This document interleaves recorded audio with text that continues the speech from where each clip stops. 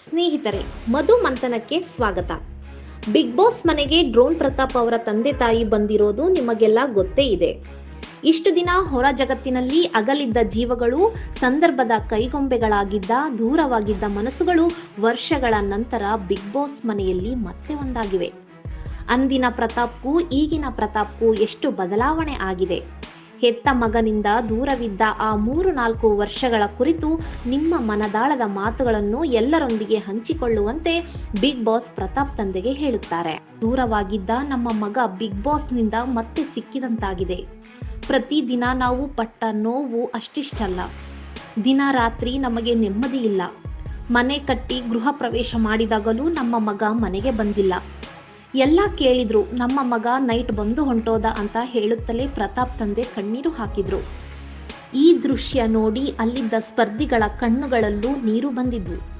ಇಲ್ಲಿ ನಮ್ಮ ಮಗನನ್ನು ನೋಡಿ ಸ್ವರ್ಗವೇ ಸಿಕ್ಕಂತಾಗಿದೆ. ನಮ್ಮ ಮಗ ಮತ್ತೆ ಹುಟ್ಟಿ ಬಂದಿದ್ದಾನೆ ಅಂತ ಪ್ರತಾಪ್ ತಂದೆ ತಾಯಿ ಹೇಳ್ತಾರೆ.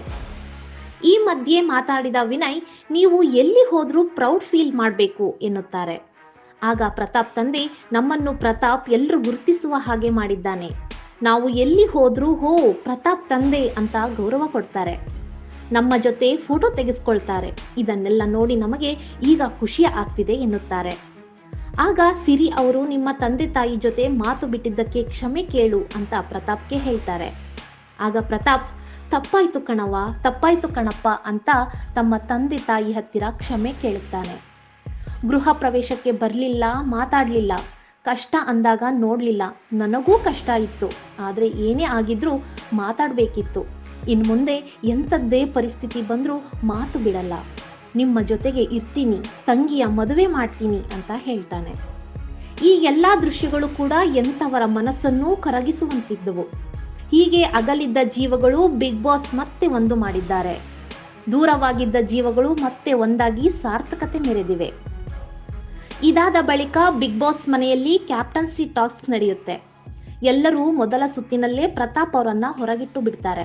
ಅದಕ್ಕೆ ಕಾರಣ, ಪ್ರತಾಪ್ ಕ್ಯಾಪ್ಟನ್ ಆದ್ರೆ ತುಂಬಾ ರೂಲ್ಸು ಗೀಲ್ಸು ಅಂತ ಸ್ಟ್ರಿಕ್ಟ್ ಆಗಿಬಿಡುತ್ತೆ ಅಂತ ಹೇಳ್ತಾರೆ. ಅಂತಿಮವಾಗಿ ಸಂಗೀತ ಹಾಗೂ ತನಿಷಾ ಮಧ್ಯೆ ನಡೆದ ಕ್ಯಾಪ್ಟನ್ಸಿ ಆಟದಲ್ಲಿ ತನಿಷಾ ಗೆಲ್ತಾರೆ.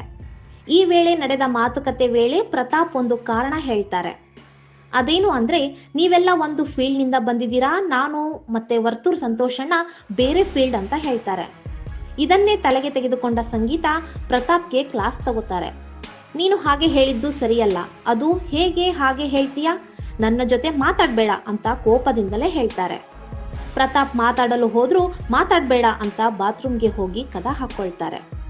ಒಟ್ಟಾರೆ ಫಿನಾಲೆ ಹತ್ರ ಬರ್ತಿದ್ದಂಗೆ ಸ್ಪರ್ಧಿಗಳು ತಮ್ಮ ವರಸೆ ಬದಲಿಸಿರೋದು ಕಾಣಿಸ್ತಾ ಇದೆ. ಸಂಗೀತ ಒಬ್ಬರೇ ಅಲ್ಲ, ಇಲ್ಲಿ ವರ್ತೂರ್ ಸಂತೋಷ್ ಅವರು ಕೂಡ ಗರಂ ಆಗ್ತಾರೆ. ಒಬ್ಬೊಬ್ಬರು ಒಂದು ರೀತಿ ಮಾತನಾಡುತ್ತಿದ್ದಾರೆ. ಮುಂದೇನಾಗುತ್ತೆ ಕಾದು ನೋಡಬೇಕು.